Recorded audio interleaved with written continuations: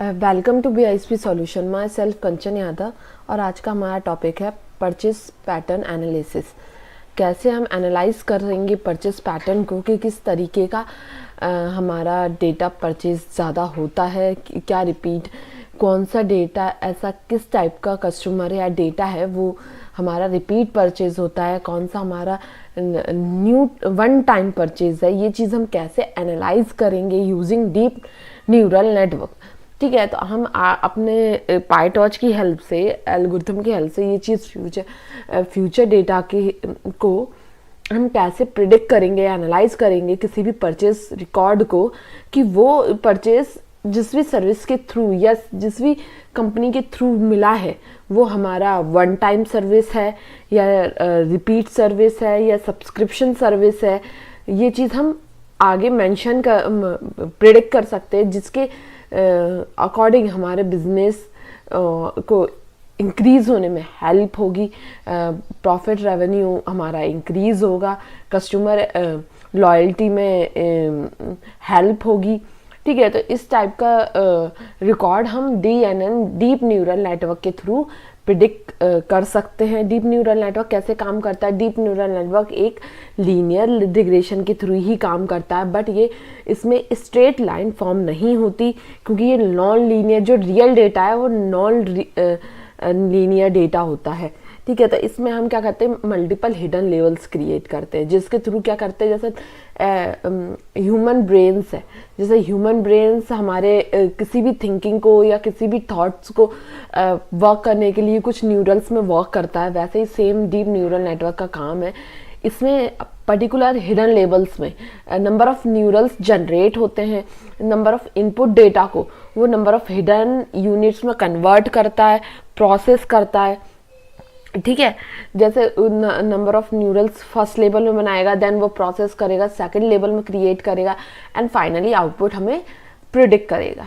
ठीक है, तो हम डीप न्यूरल की हेल्प से आज हम परचेस पैटर्न एनालिसिस प्रिडिक्ट करेंगे। ठीक है, purchase pattern analysis is also known as buying pattern analysis. जो परचेस पैटर्न एनालिसिस है वो एक बाइंग पैटर्न एनालिसिस भी है, मतलब हमें वो चीज़ प्रिडिक्ट करनी है जो कि परचेस की जा रही है। As a shopkeeper, as a service provider हम ये चीज़ ये इंश्योर करना चाह रहे हैं कि हमारा जो परचेज है, जो बायर है, बाइंग प्रोडक्ट है वो रिपीट प्रोडक्ट है, मतलब ये जो कस्टमर है या जो ये जो नंबर ऑफ फीचर्स हैं या पर्टिकुलर आइटम है वो रिपीट परचेज होगा या नहीं होगा, उसकी क्या संभावना है, या फिर वन टाइम परचेज ही है या सब्सक्रिप्शन है कि एक ठीक है। तो इस टाइप के डेटा को प्रिडिक्ट करने के लिए हम आज का ये टॉपिक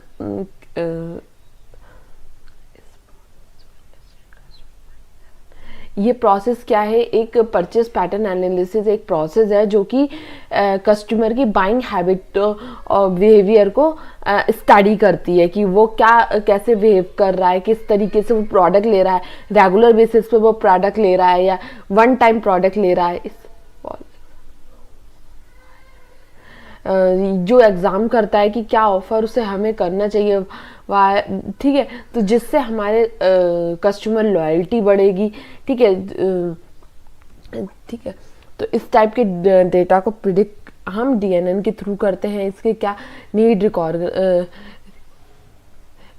रिकॉग्नाइजेशन, इस उसमें हम रिकॉग्नाइजेशन को नीड करेंगे, मतलब हमें वो चीज़ की ज़रूरत है कि क्या उसका हिस्टोरिकल डेटा, मतलब पहले क्या हिस्ट्री रही थी, तो हम वो डेटा हमारे पास मौजूद होगा तो उसके हिसाब से हम आगे का प्रिडिक्ट कर पाएंगे कि हमारा फ्यूचर हिस्ट्री में उसका क्या किस प्रोडक्ट का किस कस्टमर के साथ क्या रिकॉर्ड रहा था। इंफॉर्मेशन सर्च, हम इंफॉर्मेशन सर्च करेंगे कि मतलब उसका कस्टमर का या उस प्रोडक्ट का क्या डिटेल है, क्या कस्टमर रेगुलर बेसिस पे वो चीज़ परचेज कर रहा है। जैसे एक स्टूडेंट है, एक छोटा सा बच्चा है कि वो रोज एक टॉफ़ी एक शॉप से लेता है, तो ये उसका हिस्टोरिकल डेटा है कि वो एक सेकंड क्लास में वो रोज स्कूल जाते टाइम एक टॉफ़ी अपना शॉप से खरीदता था, अब वो थर्ड क्लास में आ गया, तो इसकी क्या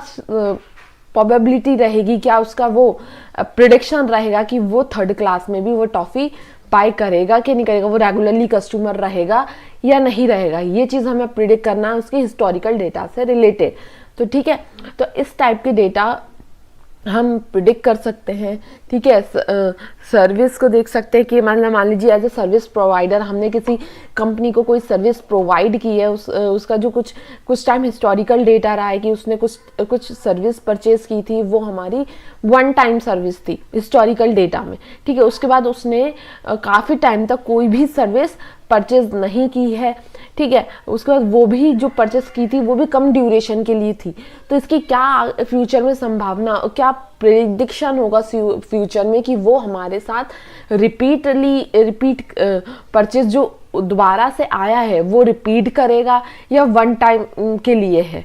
ठीक है, तो इस टाइप के डेटा को हम प्रिडिक्ट कर सकते हैं, जिससे हम अपनी लॉयल्टी बढ़ाएं। जैसे मान लीजिए हमारा जो रिपीट सर्विस, हम जिसको कंपनी है जिसको रिपीट सर्विस आप ले रहे हैं या लॉन्ग टाइम सब्सक्रिप्शन यूज़ कर रहे हैं, तो हम उसको ऑफर प्रोवाइड कर सके जिससे वो हमारे साथ हमेशा जुड़ा है। इसलिए हम अपना बिजनेस या शॉप को इंक्रीज कर सके, प्रॉफिट को, रेवेन्यू को बढ़ा सके, उसको हेल्प करने के लिए हम परचेस पैटर्न एनालिसिस का यूज़ कर सकते हैं। ठीक है, purchase decision and post purchase evaluation, ये प्रोसेस है जिसको प्रोसेस के हेल्प से हम अपने पैटर्न को, बाइंग पैटर्न को बना सकते हैं, बाइंग पैटर्न की डिटेल को जान सकते हैं, जिससे हम अपने बिजनेस को इम्प्रूव कर सकते हैं, प्रॉफिट रेवेन्यू इंक्रीज कर सकते हैं। ठीक है, तो क्या प्रोसेस रहेगी उसको डीप न्यूरल नेटवर्क के थ्रू परफॉर्म करने की, तो उसमें क्या होगा, डेटा सेट होगा जो हमारा हिस्टोरिकल डेटा सेट होगा, जिसमें नंबर ऑफ फीचर्स वैल्यू होंगे, किसको निकालने के लिए, एक टारगेट वैल्यू को निकालने के लिए, कि मतलब वो टारगेट वैल्यू में क्या स्टोर होगा कि वो वन टाइम है, रेगुलर है या सब्सक्रिप्शन कस्टमर है, वो डिटेल निकालने के लिए परचेज है, वो डिटेल निकालने के लिए नंबर ऑफ फीचर्स वैल्यू होंगी, कुछ फीचर्स होंगे उसके, वो हम हिस्टोरिकल डेटा हमारे प्रोग्राम को देंगे, वो डेटा को प्री प्रोसेस करेगा, जो भी उसमें कमियां होंगी या स्केलिंग की ज़रूरत होगी तो उस डेटा को प्री प्रोसेस करेंगे। देन हमारा डेटा को हम 2 पार्ट्स में डिस्ट्रीब्यूट करेंगे, training part and testing part.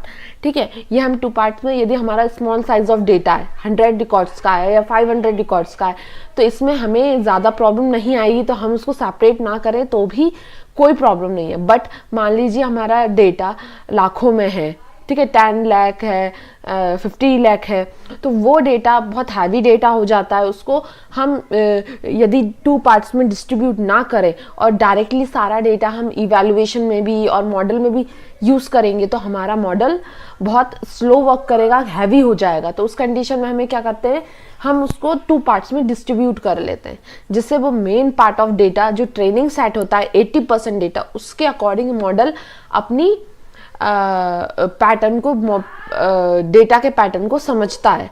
दूसरा पार्ट जो टेस्टिंग पार्ट होता है वो 20% डेटा होता है, मतलब 20% डेटा जिसके थ्रू हम जो मॉडल हमने क्रिएट किया है उसकी एक्यूरेसी को चेक कर सके, कितना एक्यूरेट वो मॉडल क्रिएट हुआ है फ्यूचर डेटा को प्रेडिक्ट करने के लिए। ठीक है, तो इस तरीके से हम 2 पार्ट्स में उसको डेटा को डिस्ट्रीब्यूट करते हैं, देन वो प्रेडिक्ट रिजल्ट करता है, उसको इवैल्यूएट करते हैं। ये प्रोसेस होती है, ये प्रोसेस हम फॉलो करेंगे कोडिंग में, जिससे हम परचेस पैटर्न को निकाल सके, एनालाइज कर सके। ठीक है, फर्स्ट हम लाइब्रेरी इंपोर्ट करेंगे, जो लाइब्रेरी इम्पोर्टेंट है। ठीक है, पांडास का यूज़ करते हैं हम डेटा सेट को कॉल करने के लिए, डेटा सेट को क्लीन करने के लिए। ठीक है, तो पांडास लाइब्रेरी हम डेटा सेट के ऊपर काम करने के लिए यूज़ करते हैं। डम्पाई हमारी linear algebra, mathematical formulas mathematical form में कन्वर्ट करने के लिए हम इस डेटा को, इस लाइब्रेरी का यूज़ करते हैं।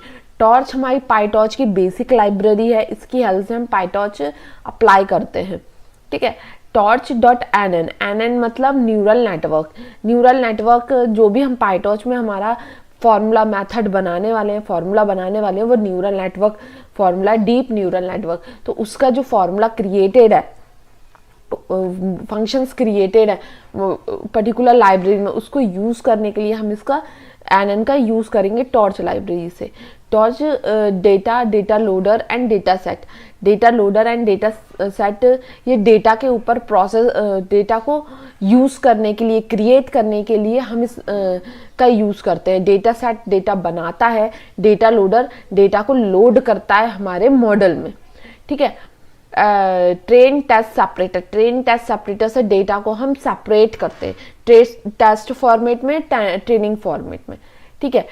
प्री प्रोसेसिंग की हेल्प से हम डेटा को प्री प्रोसेस करते हैं। डेटा को यदि स्टैंडर्ड स्केलिंग की हेल्प से हम उस वैल्यू को स्मॉल वैल्यू में नॉर्मलाइज करते हैं, जिससे हमारा मॉडल आसानी से उसको प्रोसेस कर सके, फास्टली प्रोसेस कर सके।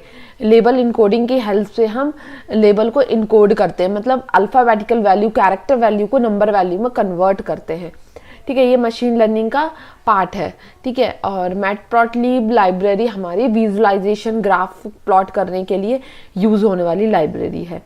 फर्स्ट हम क्या करेंगे, हमारे डेटा को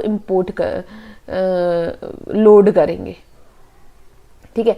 तो हमने यहाँ पांडास का यूज़ करके एक डेटा फ्रेम बनाया है डीएफ नाम का, जिसमें पांडास यूज़ करके डॉट रीड CSV दिखा है, क्योंकि हम यहाँ पे जो फाइल है वो CSV फॉर्मेट में, यदि एक्सेल फॉर्मेट में होती तो हम रीड एक्सेल का यूज़ करते हैं, और उस फाइल का लोकेशन हमने दिया है जो कि हम यहाँ पे स्टोर है, ठीक है। इसका यूज़ किया है हमने, डेटा फ्रेम प्रिंट किया।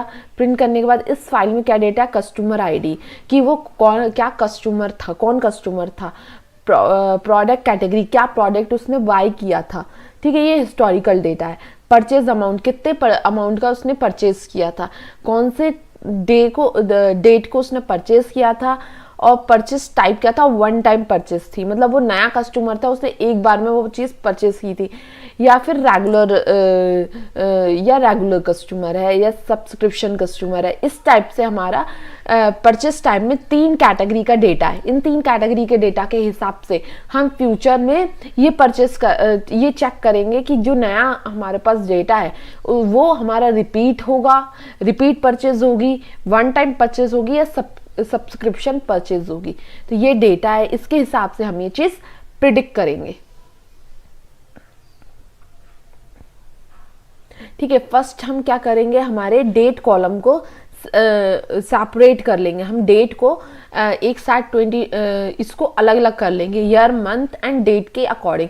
तो हमने क्या किया, डेटा को प्रोसेस किया, जिसमें हमने डेट कॉलम को लिया। डेट कॉलम को हमने पहले डेट टाइप फॉर्मेट में कन्वर्ट किया, फिर देन उसमें से एक कॉलम नया क्रिएट किया मंथ नाम का, जिसमें हमने डेट का मंथ स्टोर किया। एक क्रिएट किया ईयर कॉलम, जिसमें हमने ईयर इंपोर्ट किया। देन हमने डेट कॉलम को ड्रॉप कर दिया, फिर डेट कॉलम का हमें यूज नहीं है, ठीक है, क्योंकि हमने मंथ और ईयर के अकॉर्डिंग हम ये चीज़ निकालेंगे। पर्टिकुलर मंथ में कौन से ईयर पे उसने क्या परचेस किया था, तो वो वन टाइम का था या नहीं था।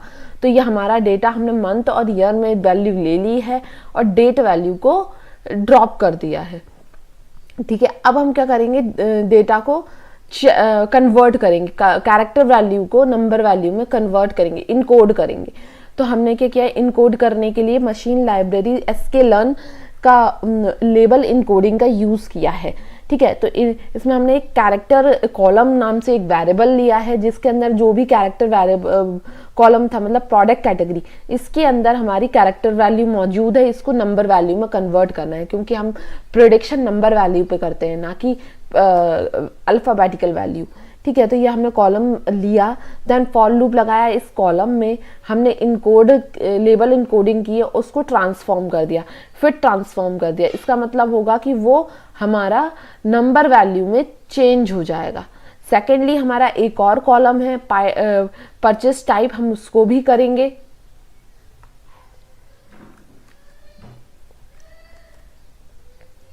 परचेस टाइप, क्योंकि परचेस टाइप हमारा टारगेट वैल्यू है, हमने ये यहाँ पे मेंशन कर दिया, और ये हमने यहाँ पे उसको भी इनकोड कर लिया। अब हम डीएफ df करके ये चेक करेंगे कि डेटा फ्रेम में क्या डेटा आया है, हमारी वैल्यू कन्वर्ट हुई है। देखिए प्रोडक्ट कैटेगरी में 3, 0 to 1, 4 इस टाइप से वैल्यू हुई है, इसमें 0, 1, 2 इस टाइप से वैल्यू है। मतलब जो क्या करता है ये इनकोडर अपने पर्टिकुलर कॉलम्स का यूनिक वैल्यू उठा लेता है। मान लीजिए प्रोडक्ट टाइप में हमारी 3 टाइप की वैल्यू थी, एक वन टाइम, रेगुलर और सब्सक्रिप्शन, 3 वैल्यू थी। तो क्या करेगा, हर वैल्यू को 1, 2, 3 इस तरीके से नंबर असाइन कर देगा और उस पर्टिकुलर नेम की जगह वो पर्टिकुलर नंबर आ जाएगा। जैसे मान लीजिए आपका 0 को असाइन किया है वन टाइम को 0 असाइन किया है, रेगुलर को 1 असाइन किया है, सब्सक्रिप्शन को 2 असाइन किया।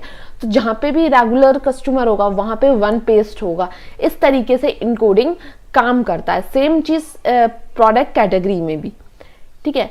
तो अब हम क्या करेंगे, इस डेटा को हमने इनकोड कर लिया, अब हम डेटा को इंडिपेंडेंट एंड डिपेंडेंट वेरिएबल में कन्वर्ट करेंगे।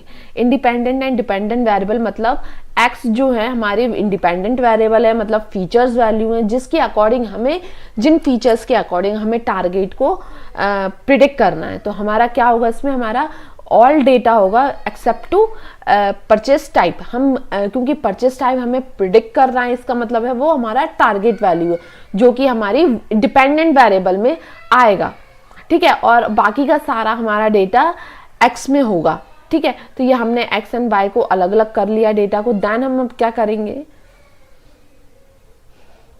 डेटा को स्केलिंग करेंगे। डेटा को स्केल करेंगे तो हमने क्या किया, डेटा को स्केल करने के लिए मशीन लाइब्रेरी का यूज़ किया है, स्टैंडर्ड स्केलर। उसमें स्टैंडर्ड स्केलर की हेल्प से हमने फिट कर दिया, ट्रांसफॉर्म कर दिया डेटा को, स्केल में कन्वर्ट कर दिया। तो ये क्या करता है, हमारी एक्चुअल वैल्यू को -1 से लेके 1 तक की वैल्यू में कन्वर्ट कर देता है, जो कि स्मॉल साइज ऑफ वैल्यू होती है, जो कि प्रोसेस करने में आसान होती है मॉडल के लिए। देन हम क्या करेंगे, हम अपनी ट्रेन एंड टेस्ट में सेपरेट करेंगे डेटा को, ठीक है। हमारा 2 वेरिएबल ऑफ डेटा था x एंड y, हमने क्या किया, वो 2 वेरिएबल प्रोवाइड किए, उसको 4 वेरिएबल, नए वेरिएबल में डेटा को डिस्ट्रीब्यूट किया है। मतलब हमने x को 2 पार्ट्स में डिस्ट्रीब्यूट किया और y को 2 पार्ट्स में डिस्ट्रीब्यूट किया, ट्रेन एंड टेस्ट के अकॉर्डिंग, जिसमें हमने टेस्ट का साइज दिया है 0.2, मतलब 20% डेटा आपका जो होगा वो रैंडमली 20% डेटा आपका टेस्टिंग पार्ट में आ जाएगा और बाकी का 80% हमारा ट्रेनिंग सेट में रहेगा, ठीक है। देन हम क्या करेंगे, हमारे डेटा को डेटा लोडर और डेटा सेट क्रिएट करेंगे। तो हम फर्स्ट हमने एक क्लास बनाई परचेस डेटा सेट नाम से, जिसमें हमने डेटा सेट को पास किया है और उसमें हमने एक्स एंड वाई वैल्यू को लेंगे, उसके थ्रू हम टेंसर में वैल्यू को कन्वर्ट करेंगे और डेटा सेट को क्रिएट करेंगे। ये फंक्शन हमने क्रिएट किया है, क्लास क्रिएट की है हमको डेटा सेट को क्रिएट करने के लिए। तो हमने क्या किया, फिर ये क्लास हमारी क्रिएट होने के बाद हमने 2 वेरिएबल क्रिएट किए, training data set and testing data set. इसके अंदर ही क्लास पास की है, साथ में हमने सेपरेट डेटा पास किया है ट्रेनिंग का एंड टेस्टिंग का। तो ये क्या करेगा, ट्रेनिंग एंड टेस्टिंग डेटा के अकॉर्डिंग इस पर्टिकुलर क्लास से 2 डेटा सेट क्रिएट करेगा, ठीक है। 2 डेटा सेट क्रिएट किए, अब उन डेटा सेट को हम लोडर में कन्वर्ट करेंगे, क्योंकि हम लोडर के ही थ्रू हमारे मॉडल में डेटा को लोड करते हैं। तो हमने यहाँ पे training loader and testing loader नाम के 2 वेरिएबल बनाए। उसमें हमने डेटा लोडर की हेल्प से डेटा सेट को डेटा लोडर में बनाया है। वहाँ पे बैच साइज अपने अप्लाई किया, 32 बैच साइज के अकॉर्डिंग वो डेटा लोड करे हमारे मॉडल में, ठीक है। इसी तरीके से हमने टेस्ट का क्रिएट किया है एंड ट्रेनिंग का क्रिएट किया है, ठीक है। देन हमारे डेटा लोडर कन्वर्ट हो गए, क्रिएट हो गए। अब हम क्या करेंगे, हमारे मॉडल को क्रिएट करेंगे। हम DNN का यूज़ कर रहे हैं, तो हम DNN फॉर्मूले के अकॉर्डिंग हम अपना मॉडल क्रिएट करेंगे, जिससे हमारा प्रेडिक्शन कर सके हम परचेस एनालिसिस का, ठीक है। तो हमने एक क्लास बनाई है परचेस मॉडल नाम से, उसमें हमने nn.module को इनहेरिट किया है। इनहेरिट करने से क्या होगा कि इस nn क्लास के अंदर, nn लाइब्रेरी के अंदर जो भी फंक्शंस फॉर्मूलेज मौजूद है हम उनका यहाँ पे यूज़ कर सके, ठीक है, तो हमने वो उस एनएन मॉड्यूल को इनहेरिट किया है। देन एक फंक्शन क्रिएट किया इनिट नाम से, जिसको कंस्ट्रक्टर आप बोल सकते हैं, जिसमें हमने input dimensional and output dimension के पैरामीटर्स पास किए हैं। ठीक है, हमने फॉर्मूला क्रिएट किया लीनियर की हेल्प से। इनपुट डायमेंशनल को हमने फर्स्ट हिडन लेवल में 64 न्यूरल्स में कन्वर्ट किया है, जिससे वो क्या करेगा, नंबर ऑफ इनपुट डायमेंशन को 64 न्यूरल्स में कन्वर्ट करेगा, प्रोसेस करेगा। देन वो फर्स्ट हिडन लेवल को प्रोसेस करने के बाद वो रिलीव एक्टिवेशन फंक्शन अप्लाई करेगा। Then ReLU activation function apply करने के बाद सेकंड हिडन लेवल क्रिएट करेगा, जो कि 64 न्यूरल्स को हम 32 न्यूरल्स में कन्वर्ट करेंगे। ठीक है, 64 को हम 32 में कन्वर्ट करेंगे, सेकंड हिडन लेवल्स में प्रोसेस करेंगे, देन उसको रिलीव एक्टिवेशन फंक्शन हम अप्लाई करेंगे। फाइनली हमारा जो 32 न्यूरल्स होंगे उनको हमारे आउटपुट डायमेंशन में कन्वर्ट करेंगे। तो उससे क्या होगा, ये रिलीव एक्टिवेशन फंक्शन क्या अप्लाई करता है, मतलब जो भी हमारी नेगेटिव वैल्यू आई होंगी उस पर्टिकुलर स्टेप को फॉलो करने में उनको माइनस वैल्यू को 0 से कन्वर्ट कर देता है। ठीक है, तो ये हमारा एक फॉर्मेट है डीप न्यूरल नेटवर्क का। हम इसी के अकॉर्डिंग हमारा डेटा को पास करेंगे। इसको हम कैसे क्रिएट करते हैं डीपली, हम पहले की वीडियो में डीप न्यूरल नेटवर्क कैसे वर्क करता है वो हम देख चुके हैं। ठीक है, फिर सेकंड फंक्शन हमने क्रिएट किया है फॉरवर्ड नाम से, जिसके हेल्प से हम एक्स का डेटा हमारे इनिट फंक्शन में, कंस्ट्रक्टर फंक्शन में पास करेंगे। ठीक है, तो ये हमने यहाँ पे एक्स क्रिएट किया। फिर हमने एक मॉडल नाम का वेरिएबल क्रिएट किया है, जिसमें हमने ये क्लास को कॉल किया है with input dimensional and output dimensional. Input dimensional क्या होगा, एक्स शेप 1, मतलब हमने यदि एक्स ट्रेन का डेटा हम शेप देखेंगे तो शेप देखने के बाद क्या होता है, वो फर्स्ट पोजीशन पे हमारा नंबर ऑफ कॉलम देता है, नंबर ऑफ रोज देता है। सेकंड पोजीशन पे वो नंबर ऑफ कॉलम्स देता है। मतलब 1 हमने यहाँ पे शो किया, मतलब हम क्या करेंगे, सेकंड पोजीशन का वैल्यू उठा रहा है, नंबर ऑफ कॉलम्स। एक्स की नंबर ऑफ कॉलम्स क्या है, और ठीक है, और वाई का एक ही कॉलम है, तो देन उसको हमने नमपाई में कन्वर्ट करके वो। ठीक है, तो हमने क्या किया है, हमने number of x and number of y यहाँ पे ले लिया। इसमें वैल्यू 1 आएगी और इसमें वैल्यू कितनी आएगी, number of columns feature value कितनी है, 1 2 3 4 5 आएगा हमारा इनपुट डायमेंशन में। या हमने एक्स की वैल्यू मतलब मॉडल को कॉल करा है मॉडल वेरिएबल में। देन हमने इन क्रॉस एंट्रोपी लॉस को कॉल किया है पर्टिकुलर वेरिएबल में। देन ऑप्टिमाइजेशन अडोम यूज किया है हमने ऑप्टिमाइजर वेरिएबल में। हमने तीनों वेरिएबल क्रिएट किए हैं, जिनमें हमने मॉडल को कॉल कर मॉडल असाइन किया है, हमने लॉस फंक्शन असाइन किया, ऑप्टिमाइजेशन फंक्शन हमने अपना असाइन किया। इनकी हेल्प से अब हम मॉडल को ट्रेन करेंगे।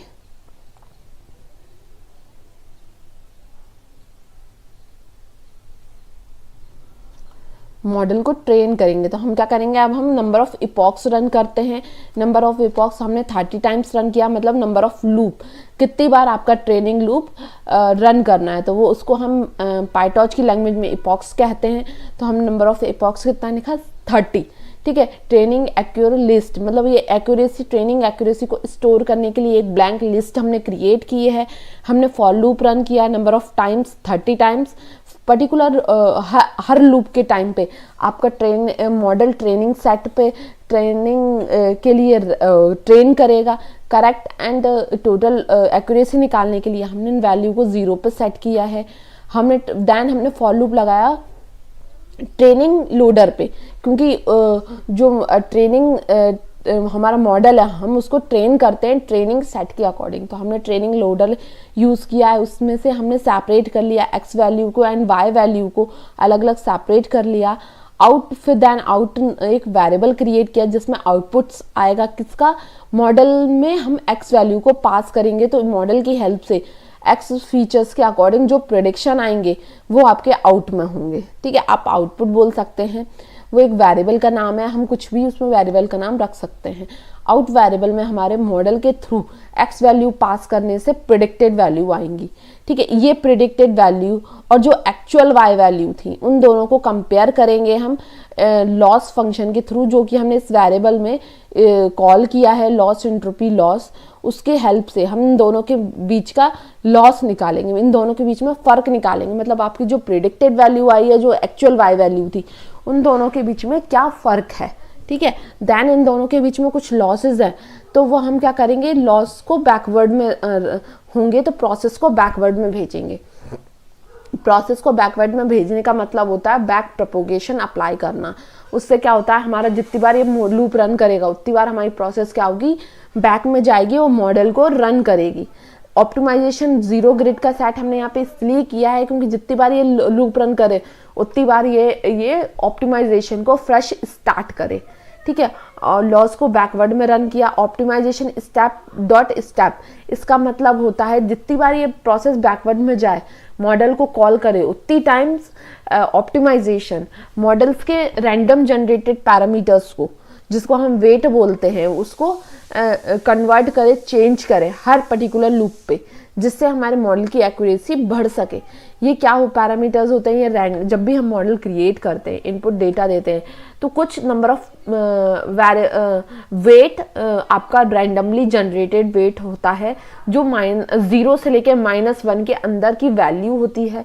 वो उस वैल्यू की वजह से हमारे मॉडल में कुछ प्रॉब्लम्स, मतलब कमियां आ सकती हैं, तो उनको फुलफिल करने के लिए हम पर्टिकुलर लूप पे ऑप्टिमाइजेशन रन करते हैं, उन वैल्यूज़ को चेंज करते हैं और हमारे मॉडल की एक्यूरेसी को बढ़ाते हैं, ठीक है। देन हम प्रिडिक्ट, हम डायमेंशन अप्लाई कर रहे हैं, उसका करेक्ट डेटा निकाला, देन टोटल वैल्यू निकाली, उसकी एक्यूरेसी को क्रिएट किया। देन हम इस लूप को रन करेंगे, तो ये क्या है, 30 टाइम्स लूप रन कर रहा है। फर्स्ट लूप में हमारा लॉस कितना आ रहा है, 0.87 लॉस आ रहा है, जो कि एक्यूरेसी कितनी दे रहा है, 0.57, मतलब 57% की एक्यूरेसी दे रहा है।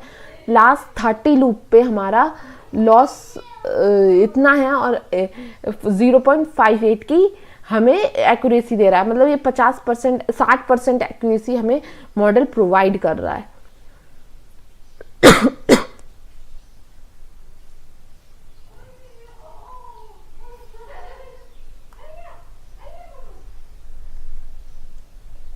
देन हम मॉडल को इवैल्यूएट करेंगे। इवैल्यूएट करने के लिए हम टेस्टिंग सेट का यूज़ करते हैं। तो हमने फर्स्ट क्या किया, मॉडल को इवैल्यूएट मोड पे सेट किया, करंट टोटल हमने असाइन किया, एक हमने वेरिएबल क्रिएट किया ऑल प्रेडिक्ट वैल्यू के लिए, एक ऑल एक्चुअल वैल्यू के लिए। देन हमने टॉर्च को नो ग्रेड पे सेट किया। इवैल्यूएशन पे हम हमेशा टॉर्च को नो ग्रेड पे सेट करते हैं, ठीक है। From x and y in y tester loader, test loader को हमने यूज़ किया, जिसमें एक्स एंड वाई वैल्यू हमने अलग अलग कर ली है। इसकी हेल्प से हमने मॉडल के हेल्प से प्रिडिक्टेड वैल्यू निकाली है, जो कि हमने प्रिडिक्ट वेरिएबल में कन्वर्ट करी है, टॉर्च के फॉर्मेट में हमने उनको अपेंड कर दिया है नमपाई में, ठीक है। फिर देन हमने क्या किया, हमने एक्यूरेसी को फाइंड किया है।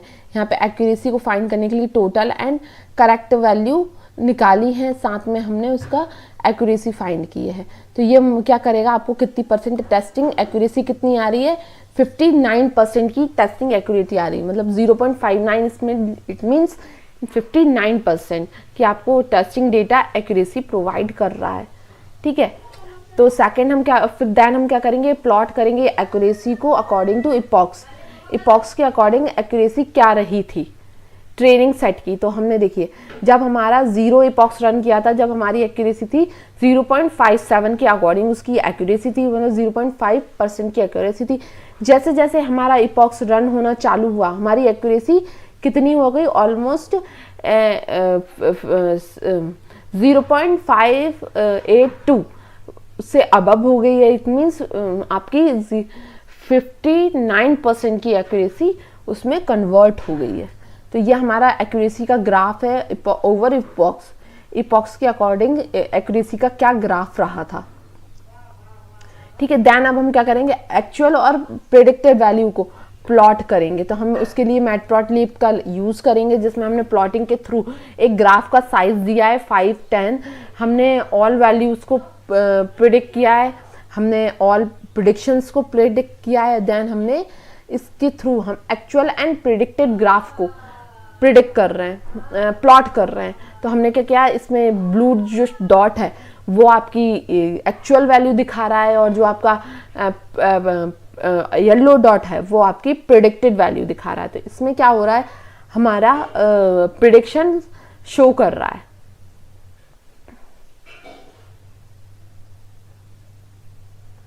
इस मॉडल में कुछ लॉसेज हैं, क्योंकि ये देखिए ये 1 वैल्यू को ही सही प्रिडिक्ट कर रहा है, 2 और 0 को अभी सही प्रिडिक्ट नहीं कर रहा है। वो डेटा टू डेटा पे डिपेंड करता है वैल्यू। हम जो डेटा यूज़ कर रहे हैं वो रियल डेटा है, इसके वजह से वो हो सकता है थोड़ा सा मॉडल को पैटर्न सही नहीं है उसका जो क्रिएट किया गया है रैंडमली।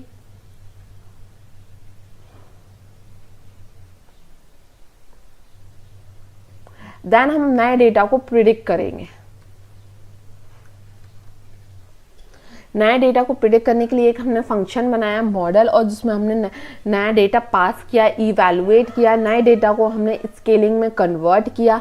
स्केलिंग में कन्वर्ट करने के लिए उस बाद उसको टेंसर में बदला। देन मॉडल के थ्रू हमने आउटपुट निकाला, प्रिडिक्टेड वैल्यू निकाली। जो प्रिडिक्टेड वैल्यू है उसको हमने आइटम्स में बदला, देन उसको इनवर्स ट्रांसफॉर्म किया, मतलब वापस से एक्चुअल वैल्यू में कन्वर्ट किया। ये एक फॉर्मेट है जो कि हमारा न्यू डेटा को प्रिडिक्ट करने का फॉर्मेट है। ये हमने फंक्शन बनाया। देन हमने नया डेटा पास किया, जिसमें हमारा 1634 हमारी कस्टमर आईडी है, 2 हमारा प्रोडक्ट कैटेगरी है कि क्या प्रोडक्ट कैटेगरी थी, ठीक है, 120 हमारा अमाउंट है उस प्रोडक्ट का, 4 हमारा मंथ है, और 2025 हमारा ईयर है। ये हमने डेटा दिया है कि 2025 में 4th मंथ में इस कस्टमर ने ये पर्टिकुलर प्रोडक्ट इतने अमाउंट में खरीदा था। तो इसकी क्या प्रोबेबिलिटी है कि वो रेगुलर कस्टमर है, मतलब दोबारा से वो परचेस करेगा, या फिर वो वन टाइम कस्टमर है, या सब्सक्राइब कस्टमर है। हमारे हिस्टोरिकल डेटा को लर्न करने के उसने हमें ये प्रिडिक्ट किया है कि ये हमारा रेगुलर कस्टमर है, मतलब हम ये जो कस्टमर ने परचेस किया है, पर्टिकुलर कस्टमर हमारा रेगुलर कस्टमर है। ये चीज़ हम यहाँ से पता चली है, जिसके अकॉर्डिंग हम ये चीज़ हमारे प्रॉफिट को बढ़ाने के लिए हम उस पर्टिकुलर कस्टमर को नए ऑफर्स दे सकते हैं, नए डिस्काउंट्स दे सकते हैं, जिसके अकॉर्डिंग वो हमारे साथ ज़्यादा से ज़्यादा बाय करे, ज़्यादा से ज़्यादा परचेज करे, ठीक है, जिसके अकॉर्डिंग हमारा प्रॉफिट इंक्रीज हो, रेवेन्यू जनरेट हो, ठीक है। तो ये हमारा इस चीज़ को हेल्प कर, ये प्रॉफिट इंक्रीज करने के लिए ये बेनिफिशियल है। इसमें हमारा परचेस पैटर्न एनालाइज कर सकते हैं, हम ये देख सकते हैं कि पर्टिकुलर कस्टमर कितना हमारे साथ सेटिस्फाइड है, मतलब वो हम वन टाइम परचेज ही कर रहा है या फिर रेगुलर कस्टमर होने वाला है, जिसके थ्रू हम उसको अपने तरफ अट्रैक्ट कर सके, कस्टमर लॉयल्टी बढ़ा सके, जिससे वो हमारा सब्सक्रिप्शन कस्टमर में कन्वर्ट हो जाए, लॉन्ग टाइम कस्टमर में हो जाए, जिससे हमारी परचेज में इंक्रीमेंट हो, ठीक है, जिससे हमारा प्रॉफिट इंक्रीज हो, ठीक है। तो आज के लिए इतना ही, थैंक यू।